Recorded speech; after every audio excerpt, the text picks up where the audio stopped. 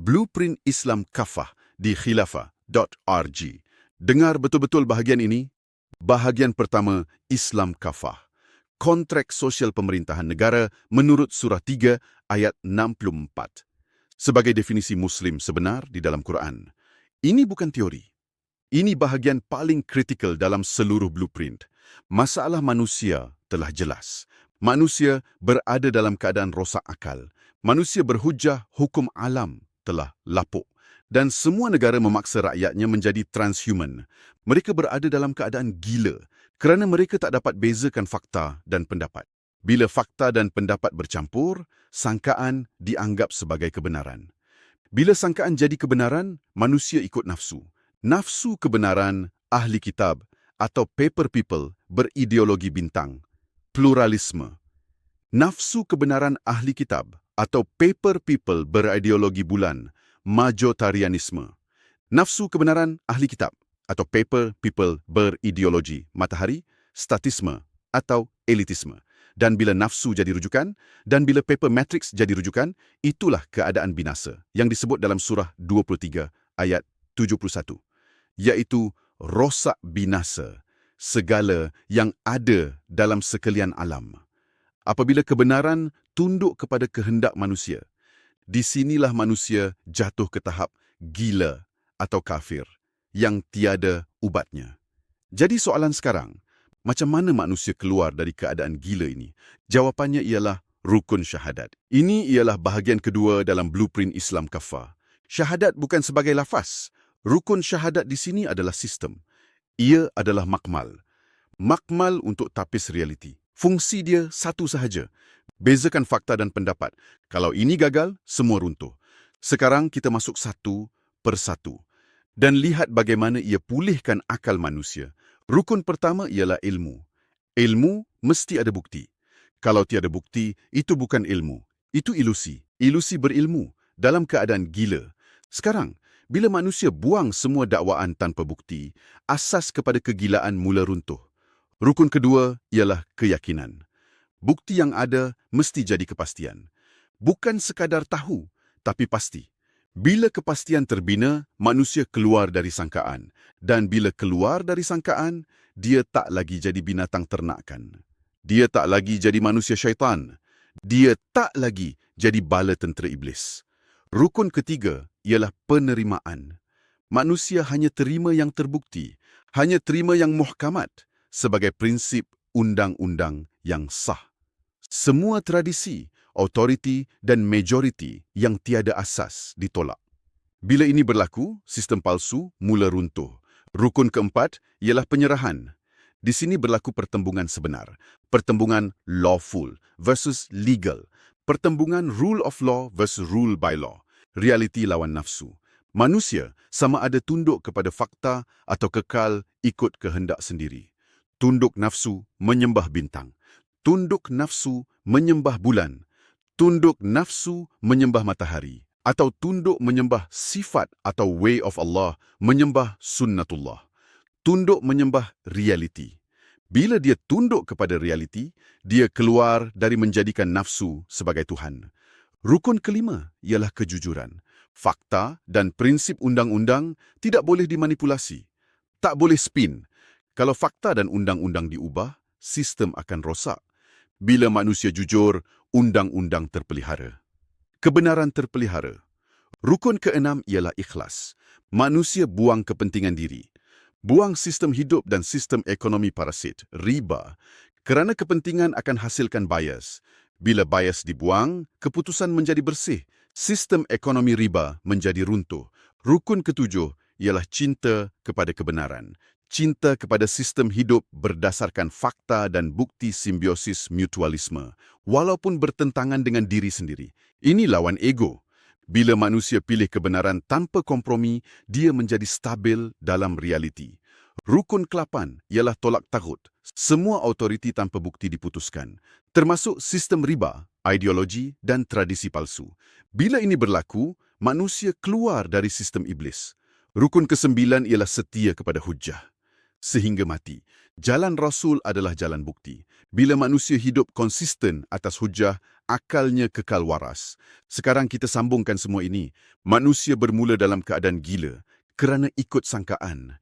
Rukun pertama memecahkan ilusi, rukun kedua membina kepastian, rukun ketiga menapis sistem palsu, rukun keempat mengembalikan kepada realiti, rukun kelima menjaga kebenaran, rukun keenam membuang bias, rukun ketujuh menstabilkan pilihan kepada kebenaran, rukun ke-8 memutuskan sistem iblis, rukun ke-9 mengekalkan hidup atas hujah. Akhirnya, apa berlaku? Akal pulih. Manusia menjadi waras. Daripada kafir kepada Muslim dalam fungsi sebenar. Dan bila manusia sudah waras, barulah dia kembali dalam sistem taubat, surah 2 ayat 159 hingga 161. Barulah dia mampu membina hujah. Dan bila ada hujah, barulah dia layak masuk ke bahagian seterusnya. Bahagian memperbaiki dalam sistem taubat, surah 2 ayat 159 hingga 191, iaitu mahkamah, taubat dan pembinaan sistem. Ini bukan senarai. Ini adalah proses daripada gila atau kafir kepada waras atau Muslim. Ini kunci blueprint Islam Kafah. Sekarang dengar sambungannya pada bahagian ketiga. Sebelum ini, kita sudah sampai satu titik penting. Manusia yang asalnya berada dalam keadaan gila telah dipulihkan melalui 9 rukun syahadat. Akal sudah kembali berfungsi. Manusia sudah mampu bezakan fakta dan pendapat. Dan yang paling penting, manusia sudah mampu membina hujah. Manusia sudah mampu memenuhi syarat pertama taubat dalam surah 2 ayat 159 hingga 191. Sekarang soalan seterusnya. Bila manusia sudah ada hujah, apa langkah berikutnya? Di sinilah masuk bahagian ketiga, iaitu gerakan sistem. Ini yang aku panggil gerakan Mahdi, buayan. Bicara kontrak Allah di mahkamah. Kenapa perlu mahkamah? Sebab taubat bukan menyesali dosa. Taubat ialah keluar daripada sistem pemerintahan negara iblis. Keluar melalui jalan kemenangan hujah dalam surah 6 ayat 82 hingga 83. Dan sebab hujah yang hanya berada dalam kepala tidak membawa kepada realiti, ia mesti diuji. Dalam surah 4 ayat 65 dan 10 ayat 47 jelas. Tak ada iman selagi manusia tidak menjadikan sistem hukum sebagai rujukan. Maknanya di sini, semua perkara mesti kembali kepada hujah bukti dan keputusan, bukan emosi, bukan otoriti. Di sinilah berlaku perubahan besar daripada agama sebagai kepercayaan kepada agama sebagai sistem. Dan dalam mahkamah ini, 2 perkara dibentangkan. Law of Trust sebagai bukti pemilikan Allah dan lawannya, Law of Banking, sebagai bukti sistem pemilikan manusia keturunan iblis seperti dalam surah 18 ayat 50 hingga 51. Jadi di sini jelas, mahkamah bukan simbol. Mahkamah adalah tempat pertembungan 2 sistem. Dan bila hujah diuji, kebenaran tidak lagi menjadi teori. Ia menjadi keputusan. Sekarang kita sambung.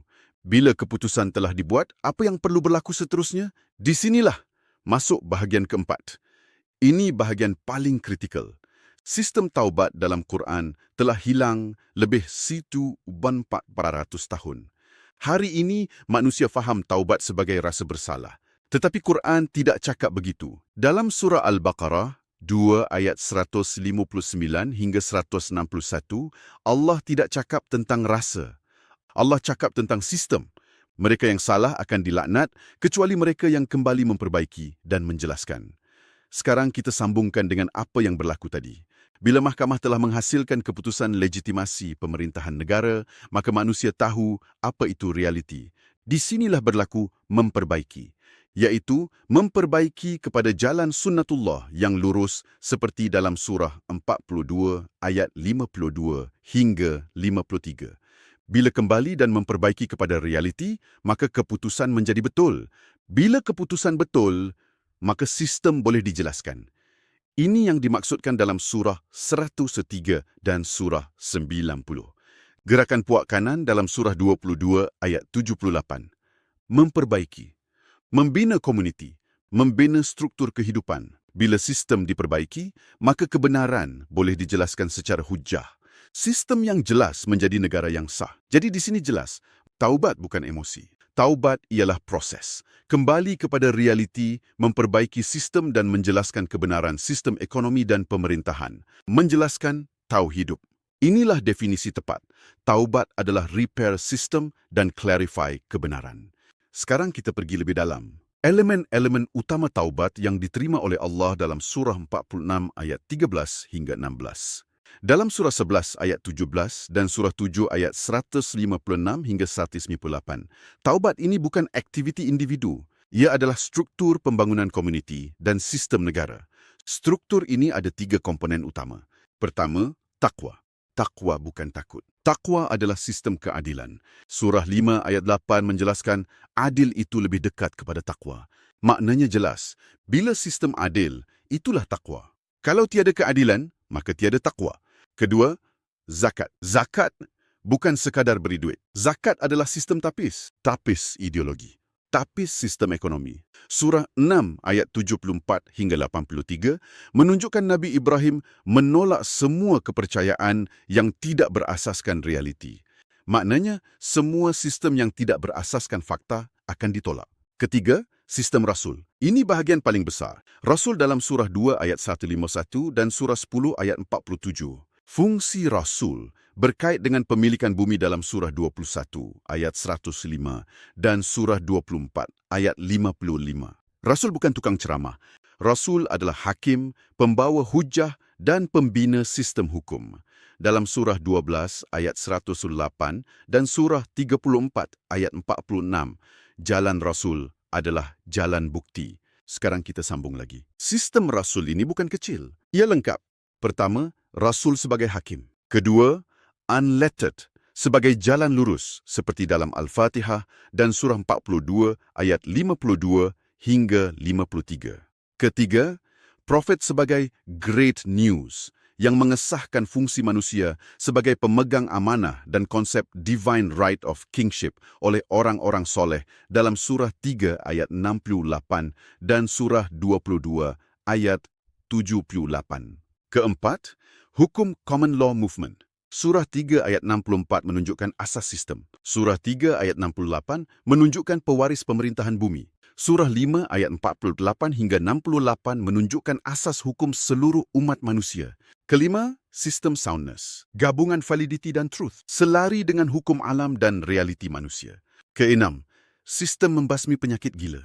Seperti dalam surah 68 ayat 6, melalui pembinaan struktur dalam surah 6 ayat 74 hingga 83. Ketujuh, pembangunan sistem ekonomi simbiosis. Mutualisme, kooperasi, masyarakat, ekonomi, mata wang LEDs, kontrak sosial. Semua ini menentang satu perkara. Sistem ekonomi parasit, sistem riba. Sekarang kita sambungkan keseluruhan flow.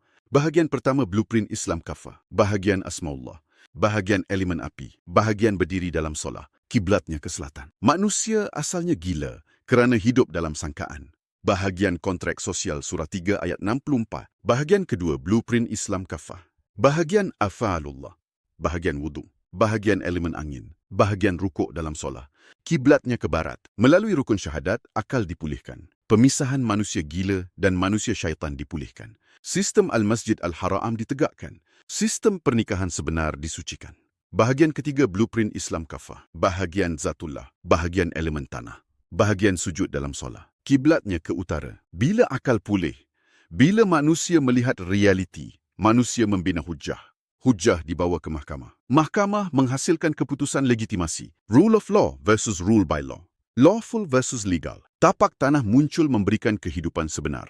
Iaitu tapak kenegaraan muncul untuk melindungi manusia. Bahagian keempat blueprint Islam kafah. Bahagian sifatullah. Bahagian elemen air. Bahagian duduk dalam solah. Kiblatnya ke timur. Keputusan ini membawa manusia kembali kepada realiti. Bila kembali, sistem diperbaiki. Bila sistem diperbaiki, keadilan terbina. Bila keadilan terbina, ekonomi ditapis. Bila ekonomi bersih, sistem Rasul berfungsi. Sistem air yang menjadi kehidupan berfungsi. Akhirnya, terbina satu sistem yang selari dengan sunnatullah. Dan bila sistem selari dengan sunnatullah, ia akan bertahan dan ia akan menguasai. Inilah maksud sebenar taubat kepada sistem dan pemilikan bumi oleh orang soleh. Sistem taubat sebenar yang disembunyikan selama melebihi 400 tahun. Kini muncul kembali dalam tahun 2024 untuk melaksanakan sistem pemerintahan orang soleh. Sekarang kita sampai kepada kesimpulan. Ini bukan lagi teori, ini adalah realiti dunia hari ini. Dunia sekarang berada dalam keadaan konflik besar. Bukan sekadar perang fizikal, tetapi perang sistem, perang pemilikan. Satu pihak cuba mengekalkan pemilikan di bawah sunnatullah, dan satu pihak lagi cuba merampas pemilikan itu. Inilah yang kita lihat hari ini. Apa yang dipanggil sebagai Great Reset. Pertama, sistem IOB. Great Reset bukan sekadar perubahan ekonomi. Ia adalah usaha untuk reset manusia itu sendiri. Ia adalah usaha gerakan anti-manusia melalui vaksin mRNA dan cDNA. Gerakan negara meminda semua undang-undang supaya memastikan diskriminasi dan paksaan penghapusan manusia semula jadi. Kedua, sistem IoT. Reset sistem pemilikan. Reset kedaulatan negara. Dan lebih jauh daripada itu, ia menuju kepada transhumanisme, iaitu usaha untuk ubah manusia menjadi sesuatu yang lain, iaitu usana untuk mempatenkan jasad manusia melalui cDNA dan IOB, supaya manusia tidak lagi menjadi pemegang amanah. Dan dalam masa yang sama, muncul sistem surveillance capitalism, surveillance melalui digital ID, sistem yang akan memantau, mengawal dan memonopoli kehidupan manusia. Kalau kita lihat semua ini dengan jelas, ia sebenarnya satu perkara, cubaan untuk memindahkan pemilikan daripada Allah kepada sistem manusia, kepada keturunan dan bala tentera iblis, seperti dalam surah 18 ayat 50 hingga 51. Surah 6 ayat 112 hingga 115, surah 26 ayat 95 hingga 98, dan mengikut prinsip puak syaitan dan puak Allah dalam surah 58 ayat 14 hingga 22. Jadi sekarang jelas, ini bukan isu kecil. Ini adalah konflik paling besar dalam sejarah manusia. Dan di sinilah kita faham kenapa blueprint ini penting. Blueprint Islam kafah bukan ceramah, bukan ritual, bukan ideologi. Ia adalah solusi sistemik untuk menghadapi ancaman ini. Ia bermula dengan satu perkara, pulihkan akal manusia. Sebab selagi manusia gila, mereka akan menerima apa sahaja sistem yang dipaksa ke atas mereka. Tetapi bila akal pulih, manusia akan menolak ilusi. Bila manusia menolak ilusi, mereka akan membina hujah. Bila hujah dibina, ia dibawa ke mahkamah. Bila mahkamah memutuskan kebenaran, maka sistem boleh dibina semula. Dan bila sistem dibina semula berdasarkan sunnatullah, pemilikan akan kembali kepada Allah. Inilah jawapan kepada Great Reset. Bukan melawan secara emosi, tetapi membina sistem yang benar. Inilah jawapan kepada transhumanisme. Bukan menolak teknologi semata-mata, tetapi mengembalikan manusia kepada fungsi asal sebagai pemegang amanah. Inilah jawapan kepada surveillance capitalism. Bukan sekadar kritik, tetapi menggantikan dengan sistem ekonomi simbiosis yang adil. Akhirnya, kita kembali kepada satu kesimpulan. Ini bukan soal percaya atau tidak. Ini soal realiti. Sistem yang bercanggah dengan sunnatullah akan runtuh. Sistem yang selari dengan sunnatullah akan bertahan. Dan bila sistem itu bertahan, ia akan menguasai. Di sinilah kita faham maksud sebenar janji Quran, bahawa orang soleh akan mewarisi bumi. Dan ini hanya berlaku bila manusia kembali kepada realiti, memperbaiki sistem dan menjelaskan kebenaran. Inilah tauhid, cara hidup yang waras, dan satu-satunya jalan untuk menghadapi dunia hari ini. Modern religious practice has largely surrendered its authority. What was once a rigorous jurisprudential framework capable of dismantling global systems of control has faded into a series of passive rituals. This collapse is driven by epistemological shirk. This occurs when human beings abandon empirical proof and objective reality, choosing instead to follow unverified traditions and illusions. Correcting this requires the operationalizing of al-wala wal-bara. This principle demands a structural separation of proven truth from systems built on falsehood. If a society builds its foundation on subjective belief rather than verifiable fact, its operational matrix becomes vulnerable. It will eventually fail under the pressure of external manipulation. This process begins with Bhagyan Satu, or reality. In the elemental framework, this is fire, api. Fire functions as the primary mechanism of separation, filtering incoming data into fact versus opinion. Data categorized as muqamat consists of immutable, empirically, and logically provable facts. These form the bedrock of objective reality. Mutashibat consists of conjectures, unproven theories, and shifting opinions that obscure the truth. Modern systems often elevate these conjectures to the status of truth. We see this in the agendas of the World Economic Forum, where transhumanism and biodigital surveillance are presented as inevitable realities. Adherence to Sunnatullah, or natural law, is a matter of structural alignment with proven reality. The second phase is Bahagian Dua, Manusia, corresponding to the element of wind, or angin. For humans to accurately process reality, the mind must function as an active filtration system. This filtration is performed by the 9 Rukn Shahadat. They act as sequential epistemological filters to strip away cognitive bias. The first 3 filters, ilmu, yaqin, and hariman, reject unproven claims, internal doubt, and baseless authority. The middle filters, penyerahan, kejujuran, and ikhlas, subject data to proven reality, stripping away toxic self-interest. The final filters, cinta kebenaran, tolak tagut, and setia hujah, align the intellect with proof, severing ties with false systems. This calibrated mind processes data with precision, enabling the individual to execute complex jurisprudence against globalist deception. In Bahagian Tiga system, the calibrated human projects verified truth into the societal matrix. Corresponding to Earth, or Tana, this phase builds rigid structural systems. Modern society is governed by the law of banking. Rooted in Roman legal codes, it is a top-down system of control maintained through deceptive contracts. This architecture relies on centralized authorities to monopolize the definition of law and power. The alternative is the law of trust. It establishes a parallel government driven by horizontal accountability and mutualism. To dismantle the law of banking, the calibrated human must move into the courtroom. It is the site where globalists are legally forced to prove their jurisdiction. Because the system requires a formal separation from the tagut, the courtroom is where that separation is legally executed. This makes formal legal contestation the modern site of hujjah, the recorded proof of one's standing before the law of the Creator. These specific legal filings function to separate humans aligned with fitra, natural law, from the systems of the Fourth Industrial Revolution. In the absence of this legal contestation, global health initiatives operate as mechanisms of biological control over the human species. Theological alignment with natural law requires a withdrawal of legal consent from these biodigital surveillance systems. The final phase is Bahagian Empat, Taubet Systemic, or water. It describes the rigorous, structural reconstruction and nourishment of society through truth.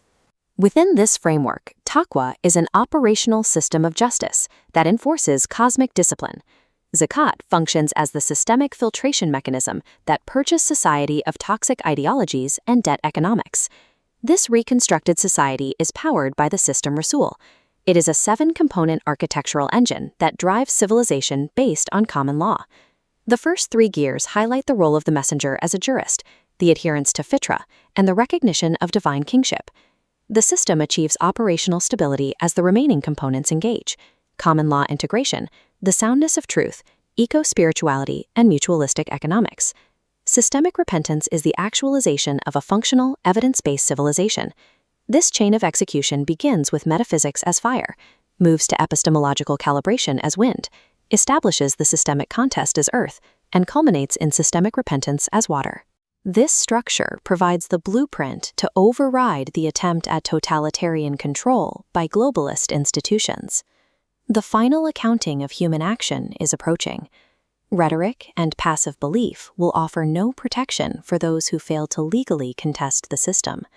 Formal contestation in the modern era is the required evidence to separate true humanity from the agenda of transhumanism.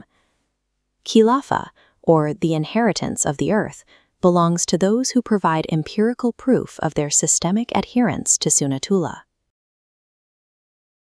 Selamat datang. Hari ini kita akan kupas satu pelan tindakan yang agak radikal. Satu blueprint dengan 4 bahagian yang direka bukan setakat nak baiki tapi nak ubah masyarakat kita dari akar umbi.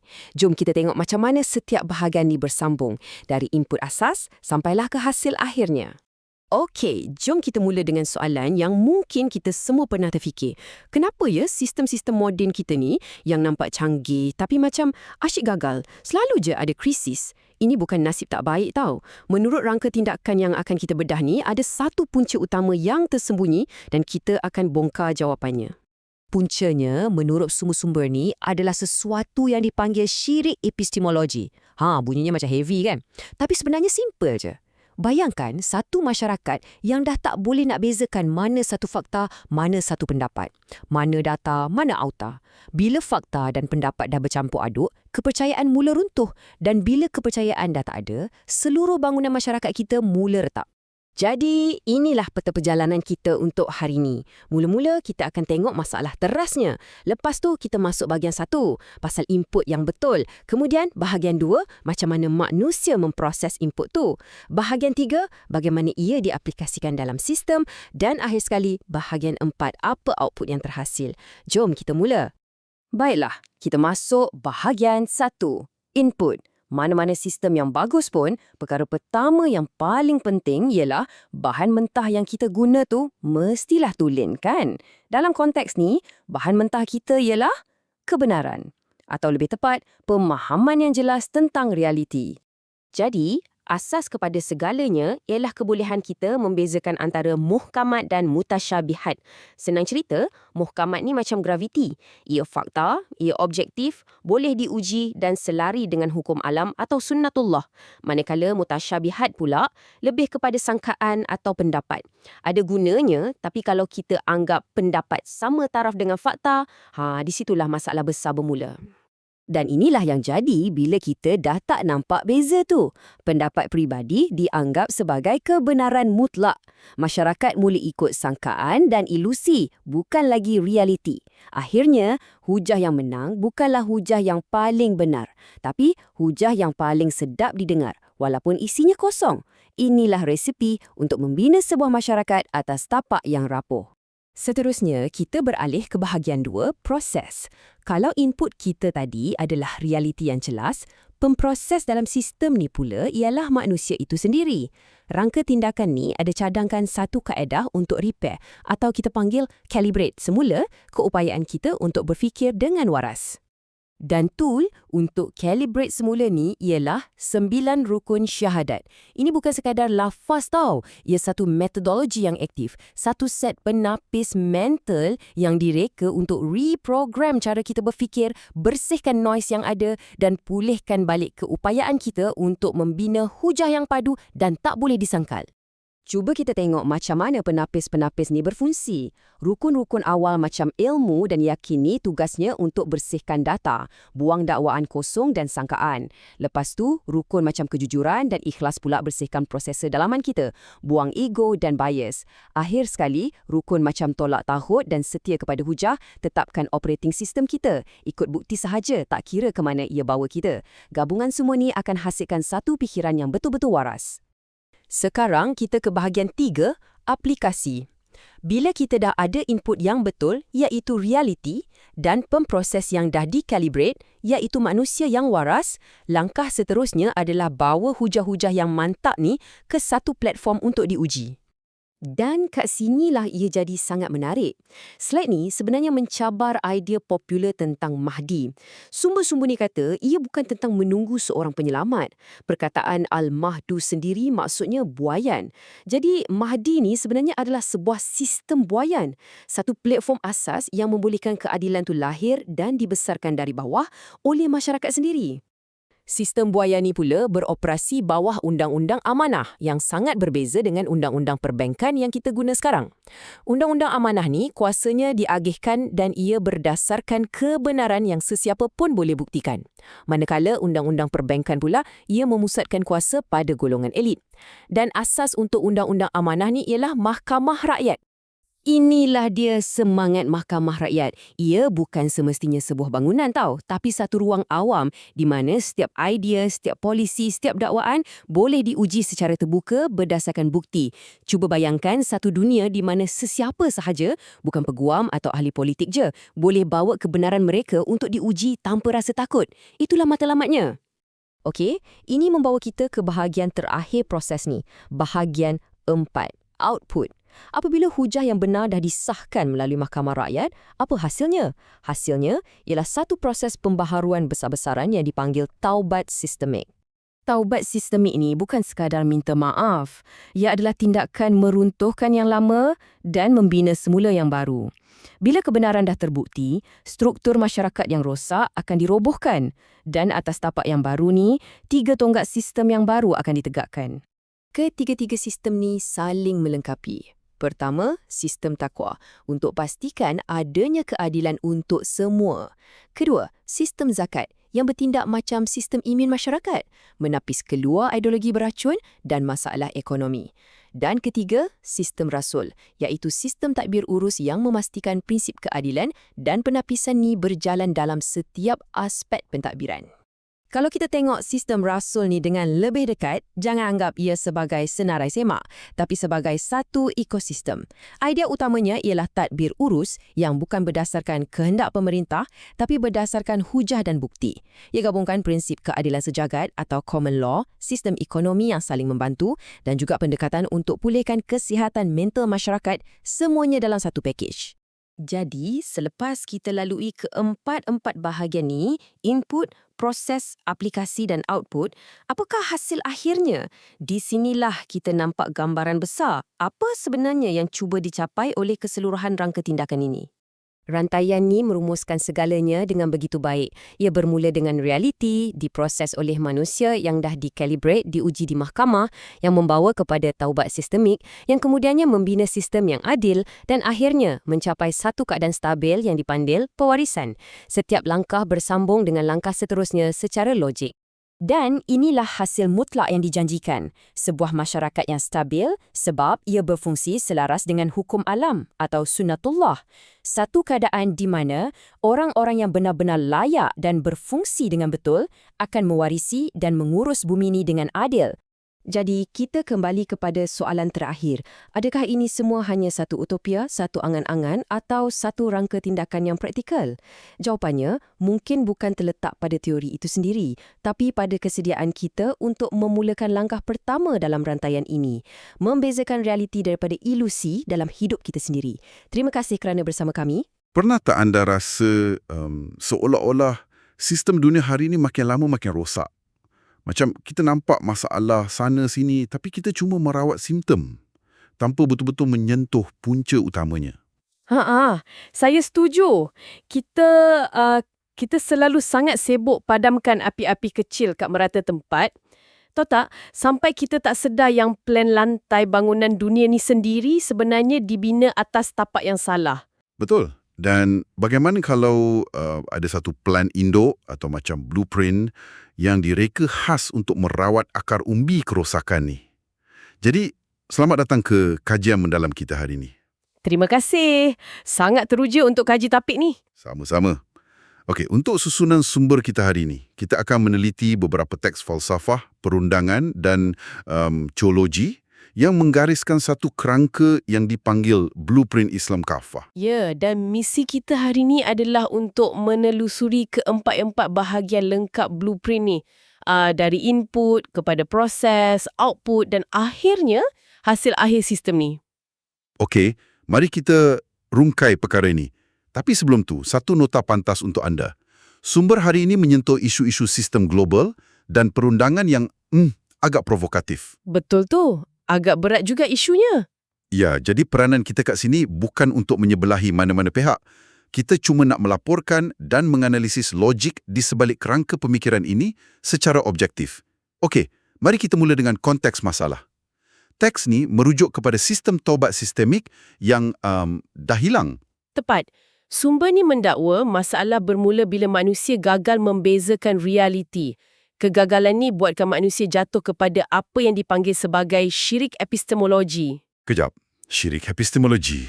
Selalunya kalau sebut syirik, kita bayangkan, sembah patung. Tapi ni berkaitan epistemologi, maksudnya cara kita berfikir kan? Betul sangat. Ia bukan pasal sembah berhala fizikal. Ia pasal macam mana akal kita proses maklumat. Bila kita gagal bezakan fakta dan sangkaan, kita mula sembah ilusi. Oh, wow. Jadi pemikiran kita sendiri yang jadi berhala tu. Ya. Dan objektif utama blueprint ni adalah untuk capai janji kemenangan yang dilambangkan oleh pusat kebenaran mutlak melalui satu prinsip pemisahan yang sangat tegas. Kita panggil prinsip ni al-wala wal-bara'. Ia memisahkan yang hak dan yang batil secara total. Okey, faham. Jadi sebelum kita boleh betulkan manusia, kita mesti faham apa itu realiti dulu. Bayangkan anda cuba bina rumah. Kalau anda tak tahu beza antara batu asas pepejal dan pasir jerlus, rumah anda pasti runtuh, kan? Analogi yang sangat tepat. Dan ini bawa kita kepada bahagian pertama blueprint ni, iaitu realiti atau metafizik.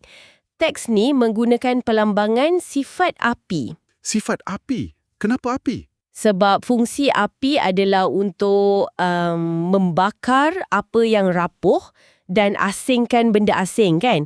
Jadi, input pertama ni berfungsi untuk bezakan fakta dan pendapat secara mutlak. Maksudnya nak asingkan mana yang betul-betul fakta dan mana yang sekadar teori.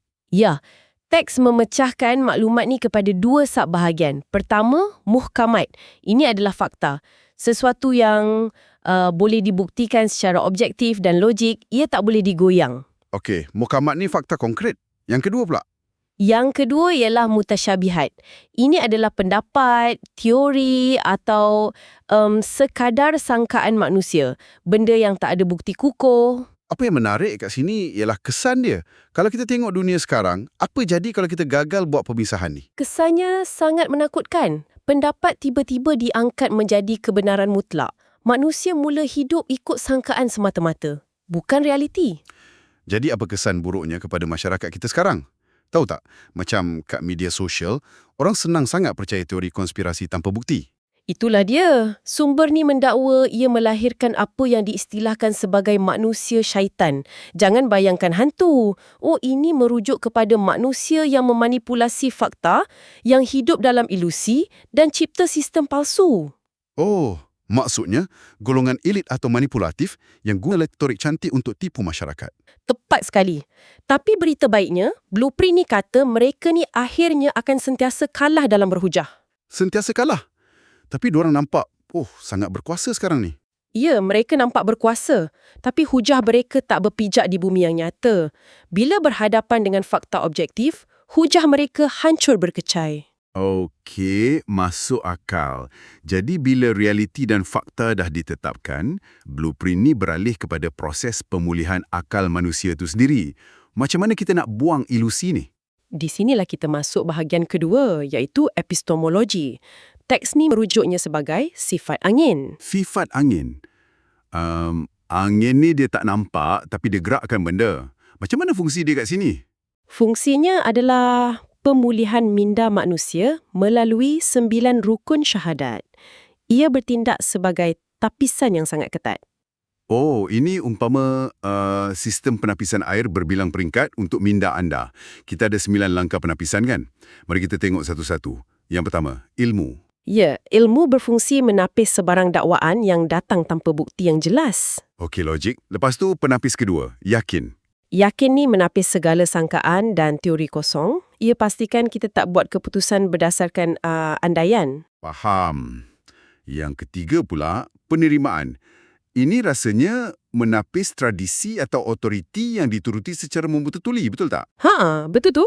Kita selalu ikut je apa orang tua atau otoriti cakap tanpa usul periksa, kan?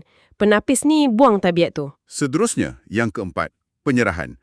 Maksudnya, tunduk sepenuhnya kepada realiti fakta tu, walaupun ia bercanggah dengan apa kita suka. Ya, dan ia berkait rapat dengan yang kelima, kejujuran.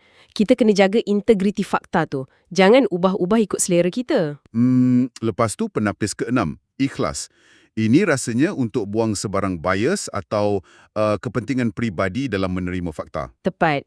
Dan penapis ketujuh ni paling mencabar. Cinta kebenaran. Cinta kebenaran. Kenapa mencabar? Sebab ia memaksa kita melawan ego diri sendiri. Tahu tak, susah nak terima hakikat kalau ia buktikan kita salah selama ni.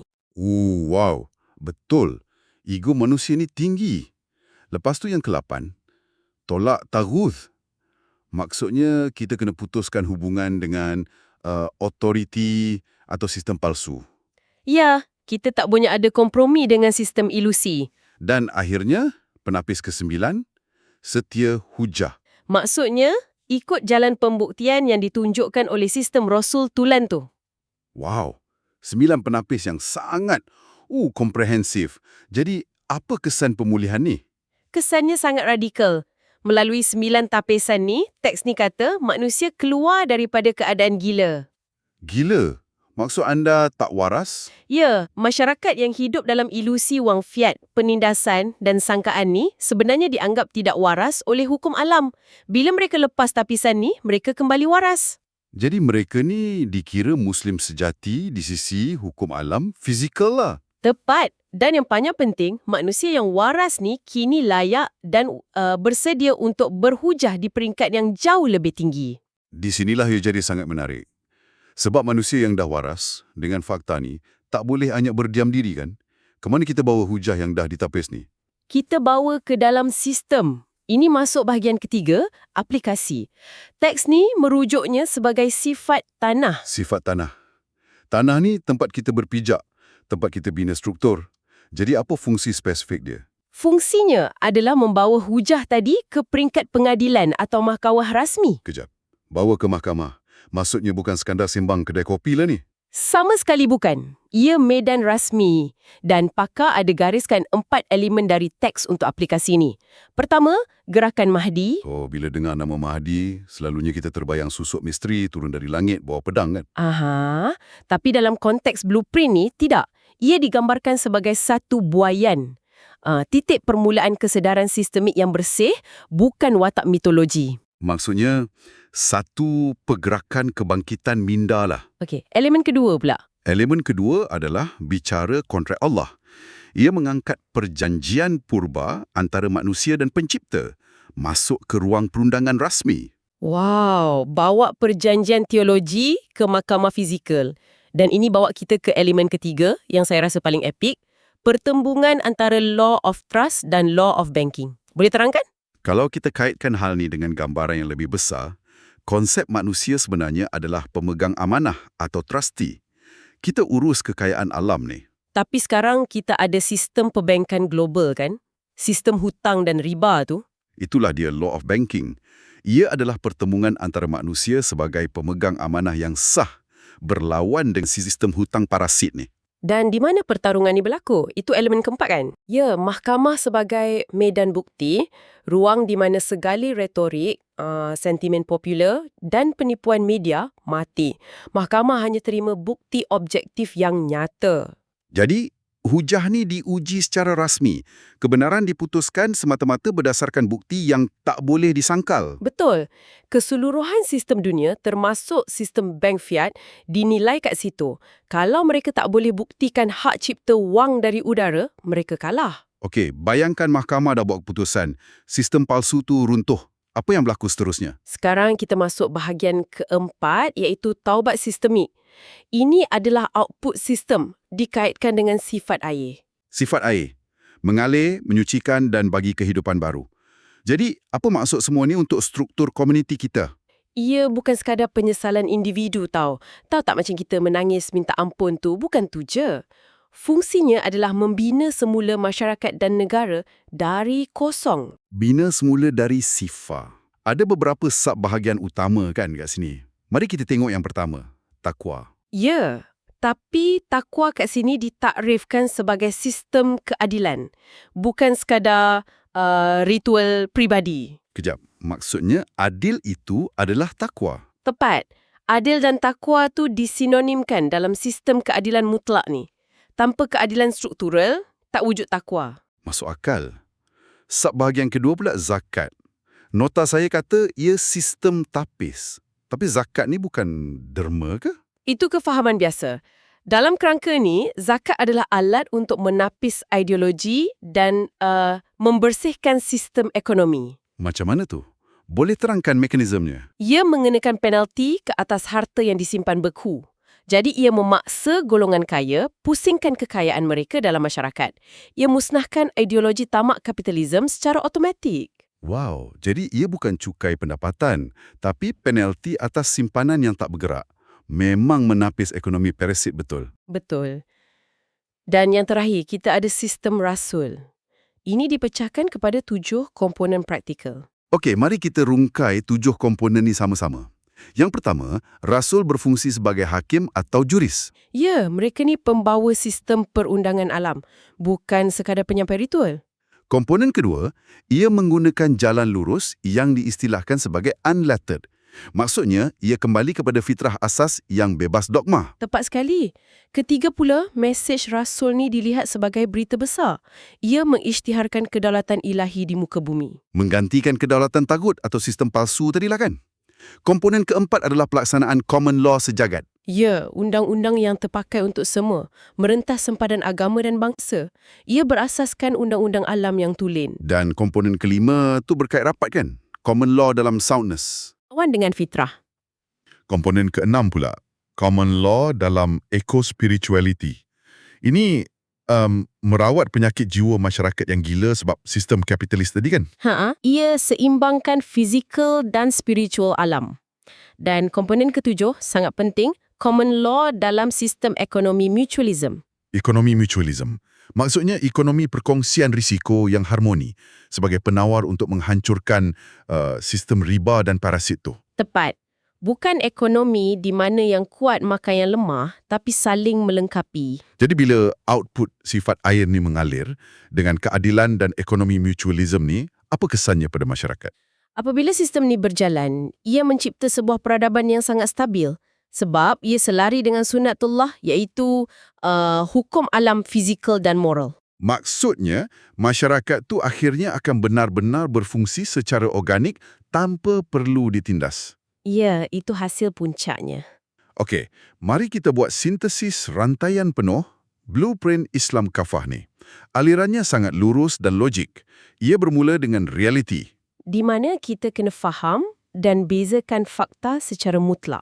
Kemudian ia pergi kepada manusia. Di mana minda ditapis dari sangkaan dan diubah menjadi minda yang waras. Seterusnya, mahkamah. Medan ujian di mana hujah rasmi dibentang dan sistem palsu diruntuhkan dengan bukti. Lepas tu, berlakulah taubat sistemik. Iaitu perubahan struktural secara total dari akar umbi masyarakat. Ini membina satu sistem perundangan dan ekonomi mutualisme. Dan akhirnya, membawa kepada hak pemilikan yang sah di muka bumi oleh pemegang amanah yang sebenar. wow! Jadi, apakah hasil akhir blueprint ni berdasarkan teks kita? Hasil akhirnya, sistem ni bukan dicipta untuk bertahan je, tapi untuk menguasai kebatilan. Teks ni tegaskan janji bahawa orang-orang yang soleh, mereka yang integrasikan ilmu dan amal ni, akhirnya akan mewarisi bumi. Mewarisi bumi. Itu satu conclusion yang sangat bertenaga. Dan ini menimbulkan satu persoalan penting untuk anda yang mendengar dari awal tadi. Pemahaman pasal blueprint ni bukan sekadar teori untuk didebatkan di kedai kopi. Betul. Kefahaman ni perlukan manusia untuk sedar tentang kedudukan sebenar mereka. Anda bukan hamba sistem. Anda adalah pemegang amanah yang sah. Ya, dan ruang pertengahan atau bersikap neutral sebenarnya dah tak wujud. Kalau difikirkan, di dalam sistem digital global hari ini, diam tu selalunya dianggap sebagai tanda setuju kan? Dalam undang-undang kontrak, diam bermaksud persetujuan. Jadi, kalau taubat sistemik memerlukan pengisytiharan dan pembuktian rasmi dari anda, maka persoalannya, kebisuan anda pada hari ini sebenarnya sedang bersetuju dengan sistem yang mana? Sesuatu yang anda perlu fikirkan dan cari jawapannya sendiri.